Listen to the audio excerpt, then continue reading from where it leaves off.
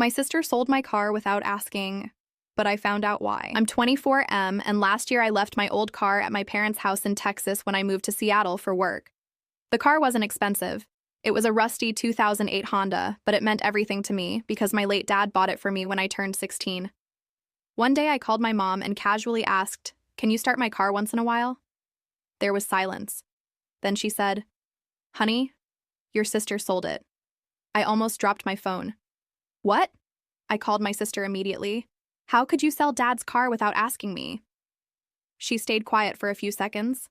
Then she said softly, "I know you're angry." Angry? That was the only thing Dad left me. She started crying. "I sold it because Mom needed surgery." I froze. Apparently, Mom had been hiding her health problems from me because I had just started my dream job. Insurance didn't cover everything, and they were short on money. My sister worked 2 jobs already. She sold her jewelry, she emptied her savings, but they still needed more. The only valuable thing left was my car.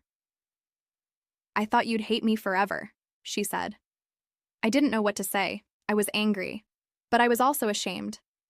I had been so busy building my new life that I didn't notice my family was struggling. The next day, I flew home.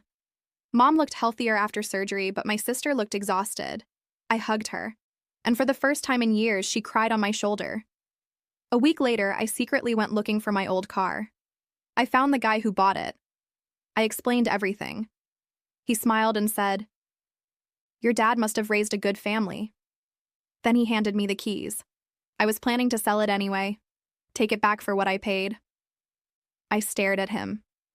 The price? Just $2,500. I paid him immediately. Today the car still sits in my garage. It's rusty. The AC barely works.